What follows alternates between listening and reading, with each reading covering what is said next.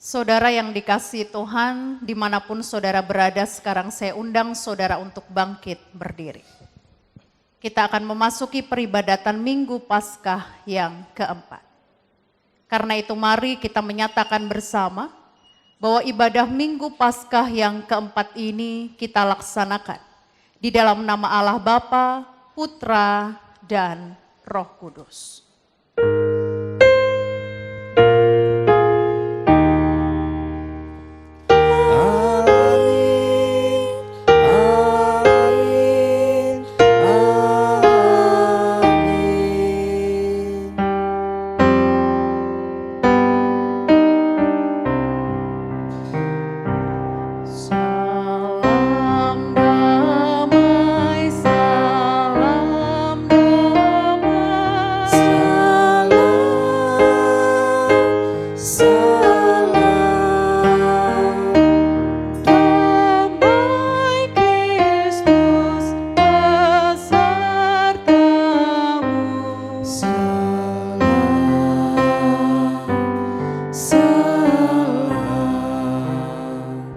Silakan duduk kembali. Saudara yang dikasihi Tuhan, Injil Yohanes pasal yang ke-10 ayat 10 bagian B menyatakan demikian. Aku datang supaya mereka mempunyai hidup dan mempunyainya dalam segala kelimpahan. Itu adalah nats pembimbing peribadatan kita saat ini. Bersama-sama kita akan menaikkan syukur kita dengan kita pujikan Tuhan Kau Gembala kami.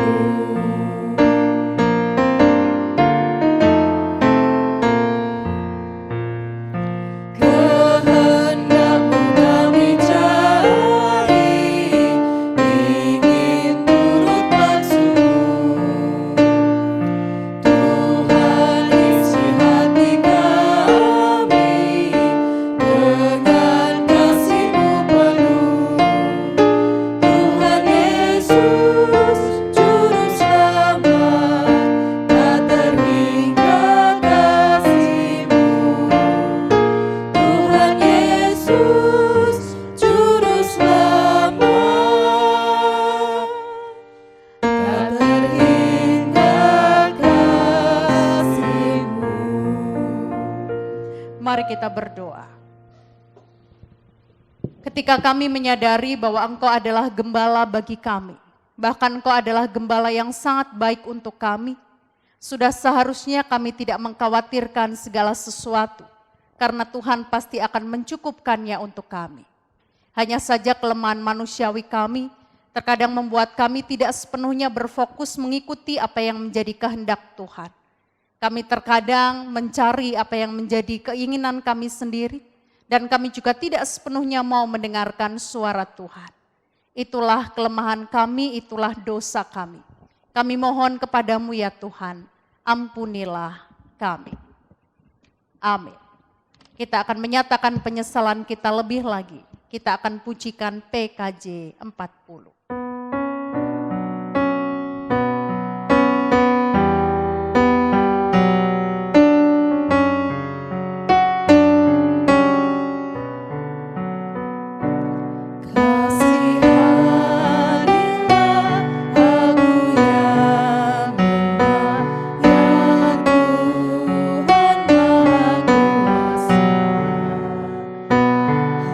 Hapuskan semua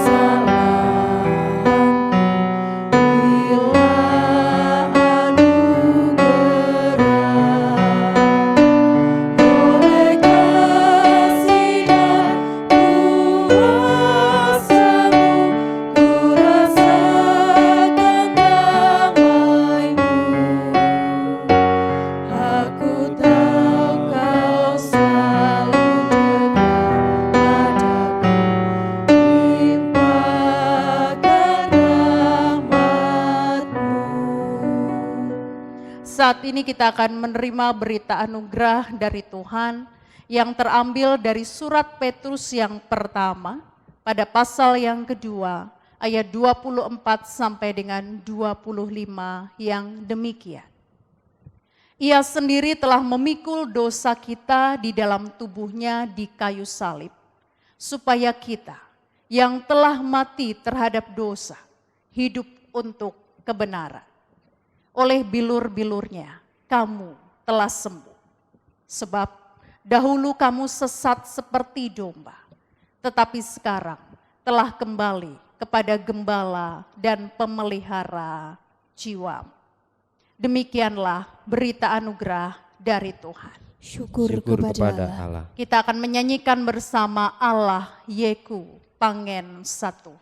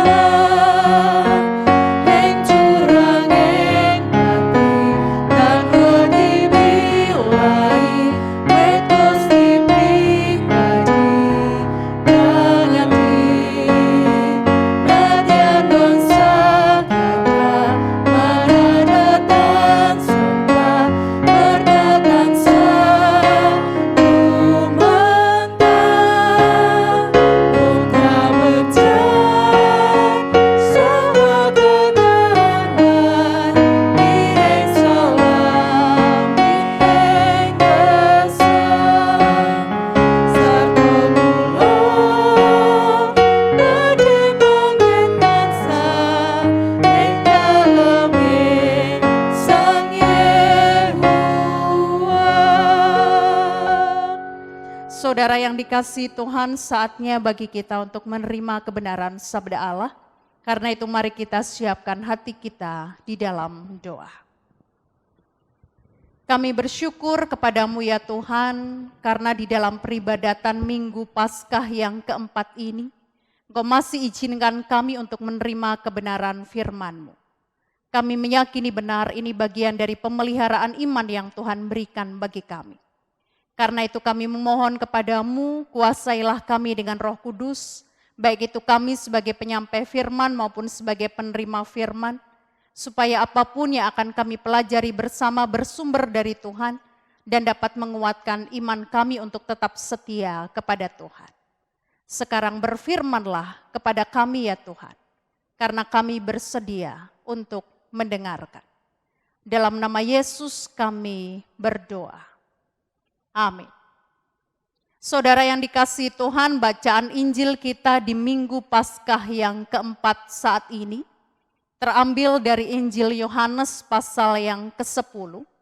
Kita akan membaca 10 ayat yang pertama. Yohanes 10 ayat 1 sampai 10. Demikian bunyinya. Aku berkata kepadamu, sesungguhnya siapa yang masuk ke dalam kandang domba dengan tidak melalui pintu, tetapi dengan memanjat tembok, ia adalah seorang pencuri dan seorang perampok. Tetapi siapa yang masuk melalui pintu, ia adalah gembala domba. Untuk dia, penjaga membuka pintu dan domba-domba mendengarkan suaranya, dan ia memanggil domba-dombanya masing-masing menurut namanya dan menuntunnya keluar. Jika semua dombanya telah dibawanya keluar, ia berjalan di depan mereka, dan domba-domba itu mengikuti dia karena mereka mengenal suaranya. Tetapi seorang asing pasti tidak mereka ikuti. Malah mereka lari daripadanya karena suara orang-orang asing tidak mereka kenal. Itulah yang dikatakan Yesus dalam perumpamaan kepada mereka. Tetapi mereka tidak mengerti apa maksudnya ia berkata demikian kepada mereka. Maka kata Yesus sekali lagi, "Aku berkata kepadamu, sesungguhnya akulah pintu ke domba-domba itu. Semua orang yang datang sebelum aku adalah pencuri dan perampok, dan domba-domba itu tidak mendengarkan mereka. Akulah pintu. Barang siapa masuk melalui aku, ia akan selamat, dan ia akan masuk dan keluar dan menemukan padang rumput. Pencuri datang hanya untuk mencuri dan membunuh dan membinasakan. Aku datang supaya mereka mempunyai hidup dan mempunyainya dalam segala kelimpahan." Demikian bacaan kita saat ini. Yang berbahagia adalah setiap kita yang mau merenungkan firman Tuhan dan yang juga mau melakukannya. Haleluya. Saudara yang dikasihi Tuhan Yesus Kristus, diakui atau tidak, setiap kali kita membaca Yohanes pasal yang ke-10, maka hal yang pertama muncul dalam benak kita adalah konsep tentang Yesus sebagai gembala yang baik. Dan hal itu sangat bisa dimengerti. Apalagi Lembaga Alkitab Indonesia sendiri memberikan judul kepada perikop kita, Gembala yang Baik. Tetapi jikalau kita belajar untuk fokus kepada ayat 1 sampai dengan ayat yang ke-10, yang tadi sudah kita baca bersama-sama, di sana kita akan mendapati bahwa sebenarnya sebelum Yesus menyatakan dirinya sebagai gembala yang baik, terlebih dahulu Yesus menggambarkan dirinya sebagai pintu. Dan itu bisa kita baca di ayat yang ke-7 dan ayat yang ke-9. Ayat yang ke-7 menyatakan demikian, "Aku berkata kepadamu, sesungguhnya akulah pintu ke domba-domba itu." Dan ayat yang ke-9 berbunyi demikian, "Akulah pintu. Barang siapa masuk melalui aku, ia akan selamat, dan ia akan masuk dan keluar dan menemukan padang rumput." Nah, pertanyaan untuk kita sekarang adalah, apa yang menyebabkan Yesus perlu secara khusus menyatakan kalau dirinya itu adalah pintu? Bukankah sebenarnya kalau Yesus menggambarkan dirinya sebagai gembala, fungsi Yesus sebagai pintu itu juga sebenarnya sudah ada? Sebab kita tahu semua bahwa kandang domba pada zaman dulu di daerah Middle East itu tidak ada pintunya. Dan siapa yang menjadi pintu yaitu adalah gembalanya sendiri. Di situ gembala berfungsi untuk membuat aman domba-dombanya dari kemungkinan diserang binatang buas atau kemungkinan dicuri oleh yang lain. Sehingga tanpa Yesus menggambarkan dirinya sebagai pintu, dan kalau Yesus hanya menggambarkan dirinya sebagai gembala, fungsi Yesus sebagai pintu itu tetap ada. Tetapi tadi kita semua tahu, Yesus secara khusus menggambarkan dirinya sebagai pintu. Kenapa demikian? Tentu hanya Yesus sendiri yang tahu. Tetapi kalau kita mencoba untuk mencermati istilah Yunani yang dipakai untuk menyebutkan pintu di situ, rasanya ada hal menarik yang bisa kita dapatkan saat ini. Sebab istilah Yunani yang dipakai untuk menyebut kata pintu di situ adalah tura. Dan tura itu sendiri berarti jalan keluar masuk yang resmi dari sebuah rumah atau sebuah tempat tinggal. Dan bersamaan dengan itu tura juga berarti gerbang kota, tempat orang biasanya berkumpul untuk membicarakan urusan penting kepada penguasa setempat demi mereka mendapatkan keadilan. Nah, dari penjelasan tentang istilah tura ini, maka kita mendapati bahwa ketika Yesus menyebutkan dirinya sebagai pintu, sebelum akhirnya nanti Yesus menjelaskan dirinya sebagai gembala yang baik adalah, yang pertama, Yesus sedang memberitahukan kepada orang-orang yang mendengarnya pada saat itu bahwa dia adalah pribadi yang senantiasa menjamin kehidupan umatnya. Dan jaminan kehidupan bagi umatnya atau bagi dombanya yang dipakai adalah istilah domba, itu terlihat bukan hanya ketika Yesus memberikan rasa aman bagi dombanya dari kemungkinan dicuri dan diterkam oleh binatang buas. Tetapi juga dengan menjadi pintu, Yesus memungkinkan para dombanya untuk dapat keluar mendapatkan padang rumput. Sesuatu yang sangat berharga untuk kelangsungan hidup mereka. Itu yang pertama. Dan yang kedua dengan menggambarkan dirinya sebagai pintu, Yesus sebenarnya juga hendak menunjukkan bahwa Yesus memungkinkan umatnya untuk dapat mengeksplorasi kemampuannya demi dapat berguna bagi lingkungan sekitarnya. Sebab ketika Yesus memberikan akses bagi dombanya untuk keluar ke rumput yang hijau, sebenarnya Yesus bukan hanya memberikan kesempatan bagi mereka memperoleh apa yang menjadi kebutuhan dasar mereka, tetapi Yesus juga memberikan kesempatan bagi mereka untuk berinteraksi dengan dunia. Sedangkan yang ketiga, dengan Yesus menggambarkan dirinya sebagai pintu secara tidak langsung, Yesus juga menunjukkan bahwa dirinya itu adalah tempat di mana umatnya atau dombanya itu memperoleh penghiburan dan juga pemulihan. Sebab ketika dombanya itu masuk ke dalam kandang dan Yesus memastikan mereka aman, sebenarnya saat itu mereka juga bisa mendapatkan pemulihan dari luka-luka ketika mereka berinteraksi dengan dunia luar.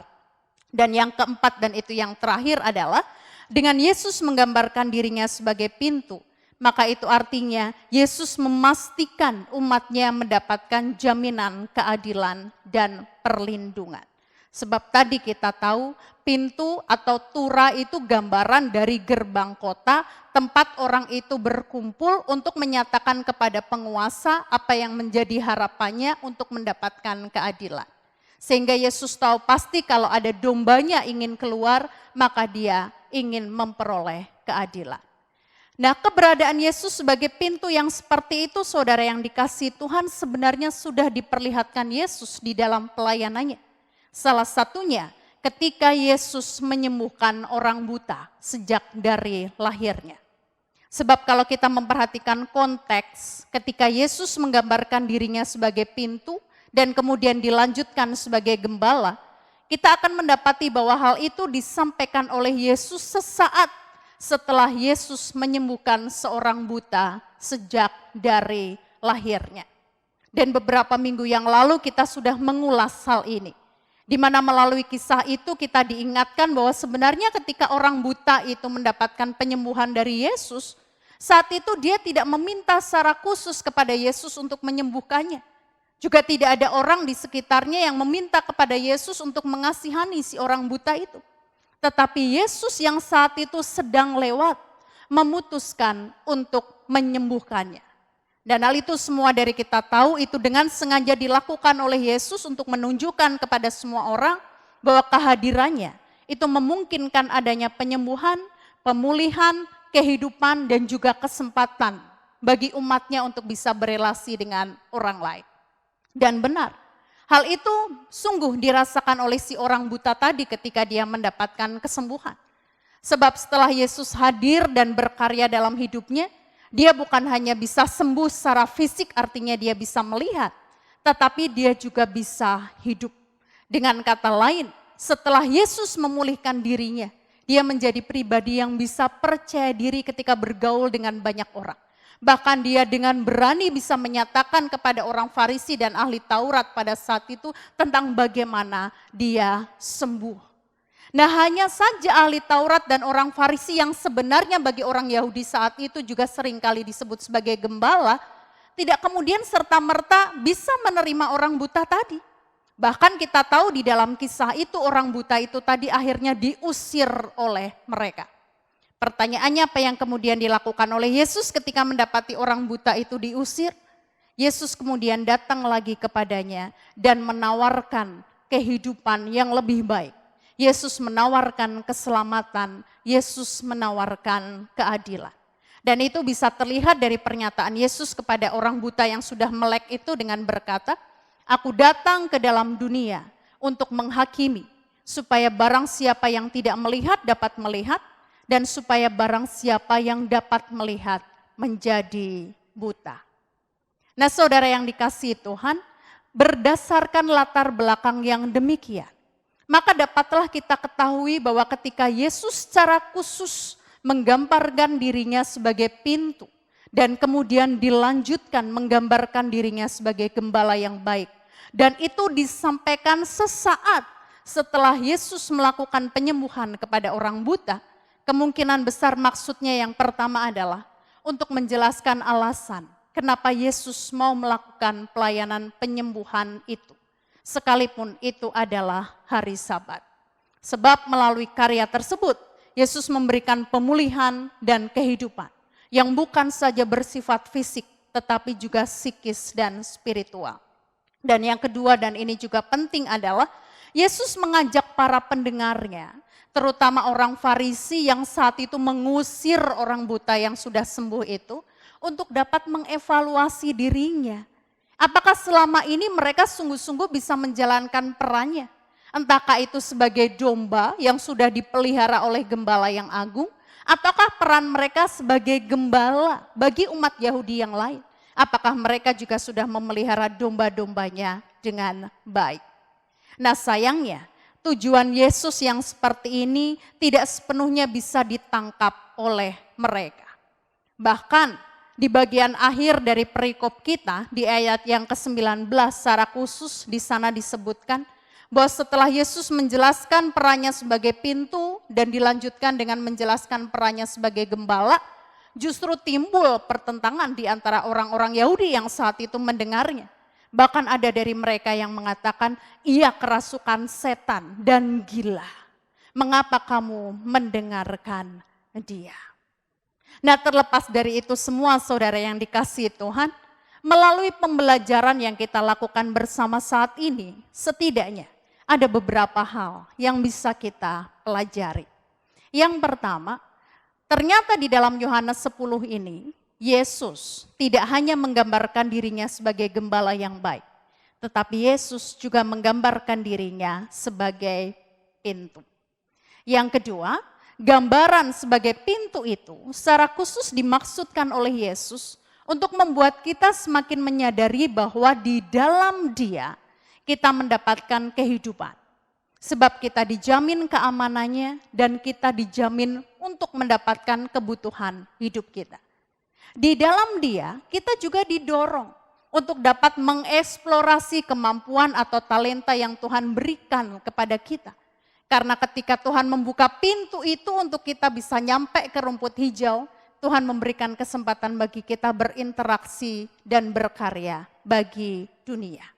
Selain itu kita juga diingatkan bahwa hanya di dalam Dia kita mendapatkan pemulihan dan penghiburan ketika kita terluka pada saat berinteraksi dengan orang lain.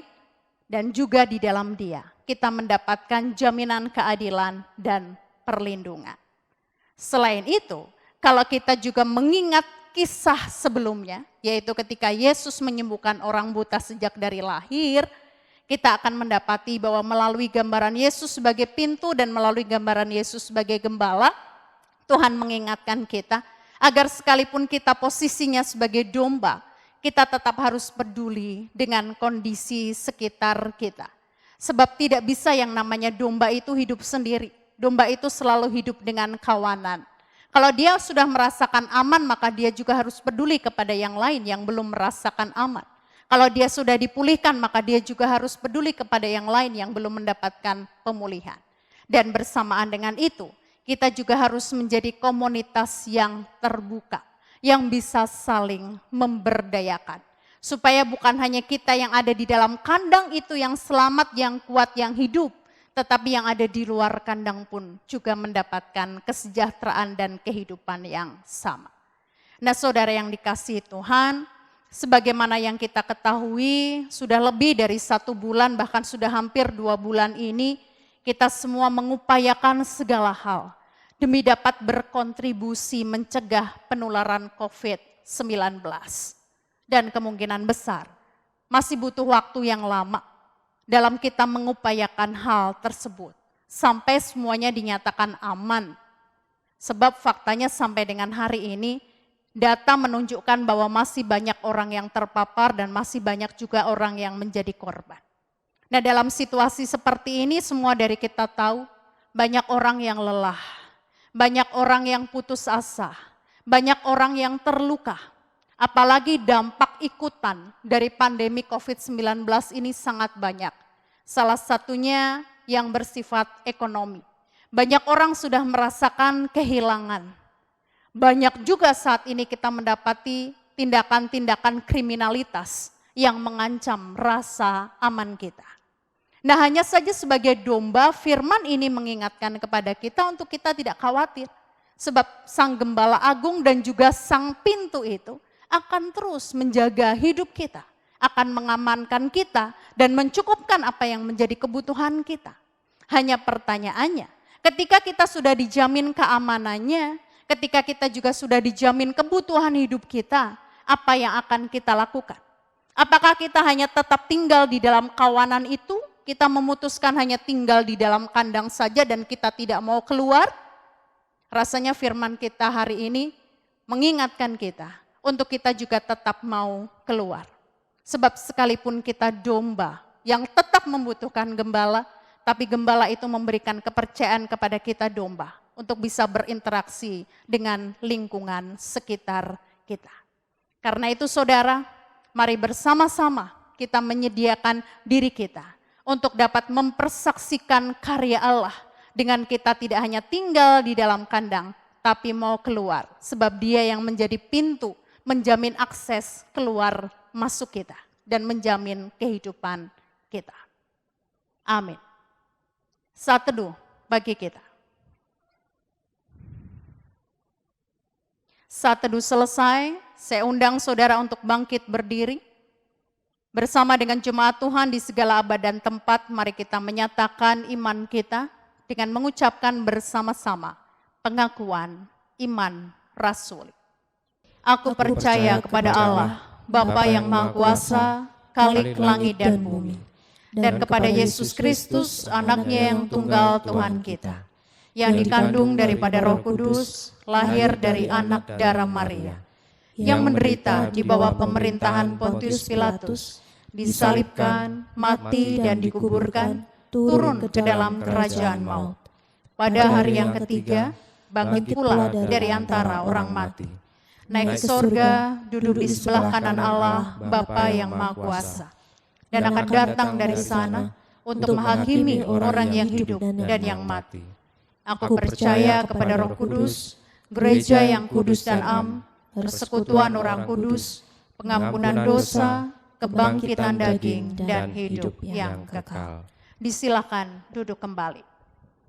Jemaat yang dikasihi Tuhan, saatnya bagi kita untuk mengumpulkan persembahan. Saudara bisa memasukkan di amplop yang sudah saudara siapkan, untuk kemudian memasukkannya di kantor gereja di jam kerja, atau saudara bisa menitipkannya ke pamong setempat, atau saudara bisa mentransferkannya di rekening gereja Nusuat. Dasar untuk kita mengumpulkan persembahan saat ini terambil dari kitab Ibrani pasal yang ke-13, ayat yang ke-14 dan yang ke-15 yang demikian. Sebab itu, marilah kita oleh Dia senantiasa mempersembahkan korban syukur kepada Allah, yaitu ucapan bibir yang memuliakan namanya. Dan janganlah kamu lupa berbuat baik dan memberi bantuan, sebab korban-korban yang demikianlah yang berkenan kepada Allah. Kita akan mengumpulkan persembahan kita dengan diiringi bersama pujian sausan syukur KPK 181.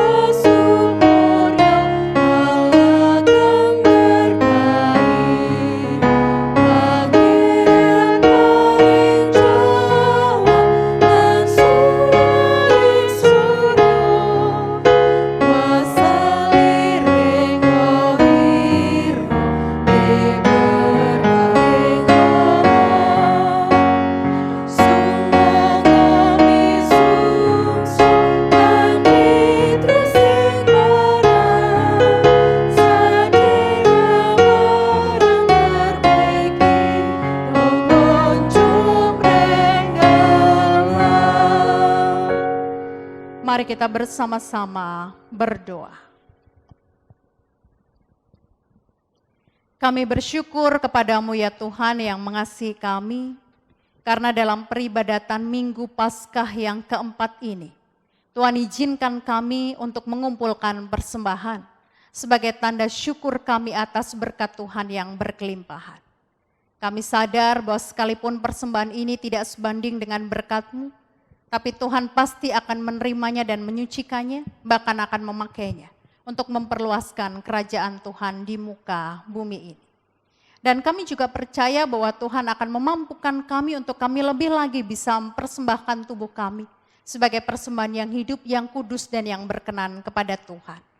Terlebih Engkau telah menjadikan kami sebagai domba-domba yang istimewa. Engkau bukan saja telah menjamin keamanan kami, Engkau juga telah menjamin apa yang menjadi kebutuhan keseharian kami. Di mana hal itu seharusnya tidak membuat kami khawatir. Hal itu justru membuat kami bisa mengucap syukur dan membuat kami rindu membagikan itu kepada sesama kami. Dan biarlah kerinduan itu semakin kami perlihatkan di dalam situasi pandemi COVID-19 ini, di mana kami mendapati semakin banyak orang yang menjadi korban. Bukan hanya secara fisik karena mereka harus terbaring sakit sebab terpapar COVID-19, tetapi juga karena pekerjaan mereka, banyak dari mereka yang harus dirumahkan. Di saat yang bersamaan mereka masih harus bertanggung jawab dengan keluarga mereka masing-masing. Dalam situasi ini kami mohon kepadamu ya Allah, bantulah kami untuk kami tidak terfokus kepada kepentingan kami sendiri, tapi bantu kami juga untuk peduli kepada sesama. Sebab dengan cara seperti itu sebenarnya Tuhan izinkan kami untuk memberitakan karya Tuhan melalui pelayanan yang bisa kami berikan. Dan pada saat ini secara khusus kami juga berdoa bagi pemerintah bangsa kami, baik di tingkat pusat maupun di tingkat daerah, yang berusaha maksimal untuk mencegah penularan COVID-19 ini. Berkatilah segala upaya yang mereka lakukan ya Tuhan, supaya melaluinya pandemi ini segera bisa berakhir. Dan bantu kami untuk kami mendukung segala program pemerintah bangsa kami. Sebab apapun yang kami lakukan akan berdampak kepada apa yang sedang terjadi saat ini. Bagi jemaat Tuhan khususnya di GKJ Nusuan, dalam segala keberadaan yang sedang mereka hadapi saat ini, kami mohon Tuhan beserta dengan mereka. Yang sedang sakit, kuatkan mereka untuk mereka tetap memiliki pengharapan di dalam Tuhan. Yang sedang di dalam pergumulan yang berat, bantu mereka untuk mereka bisa mengurainya dan mendapatkan jalan keluar. Dan biarlah di dalam setiap pergumulan itu kami meyakini bahwa Tuhan sedang mendidik kami untuk kami menjadi semakin dewasa di dalam iman. Dan Tuhan juga sedang memberikan kesempatan bagi kami untuk melihat karya Tuhan yang semakin besar.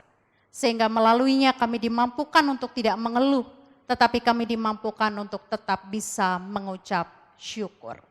Karena itu Tuhan, kami serahkan hidup kami sepenuhnya kepadamu. Biarlah Tuhan Sang Gembala Agung kami, dan Tuhan yang menjadi pintu bagi kami, akan senantiasa memampukan kami untuk kami hidup benar seturut dengan kehendak-Mu. Dan sekarang kami akan mengakhiri doa kami ini ya Allah dengan doa Bapa kami. Bapa kami yang di sorga, dikuduskanlah namamu, datanglah kerajaan-Mu, jadilah kehendak-Mu di bumi seperti di sorga. Berikanlah kami pada hari ini makanan kami yang secukupnya, dan ampunilah kami akan kesalahan kami, seperti kami juga mengampuni orang yang bersalah kepada kami. Dan janganlah membawa kami ke dalam pencobaan, tetapi lepaskanlah kami daripada yang jahat. Karena Engkaulah yang punya kerajaan dan kuasa dan kemuliaan sampai selama-lamanya. Amin. Saya undang Bapak Ibu Saudara dimanapun saudara berada untuk bangkit berdiri.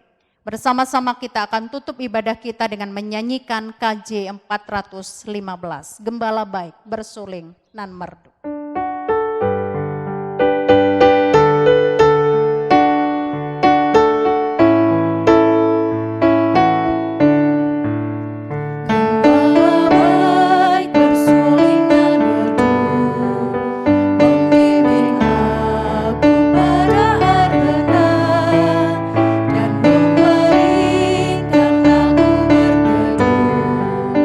Di padang bumi hijau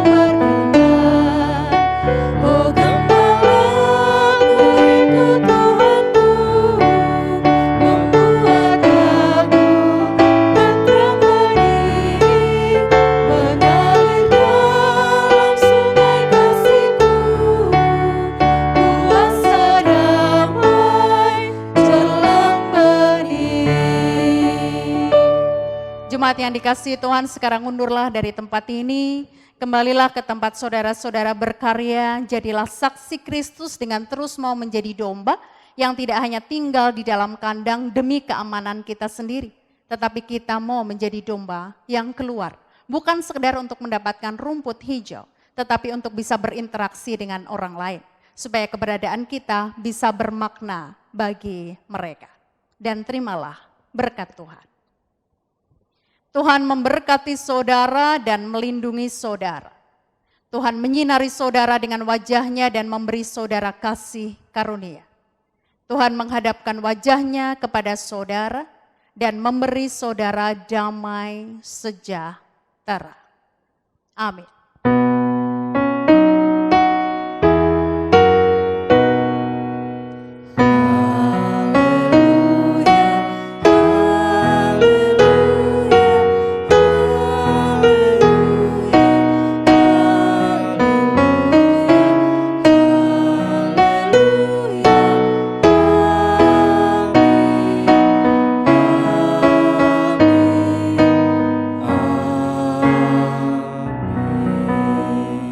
Selamat hari Minggu, Bapak Ibu Saudara, salam untuk keluarga di rumah.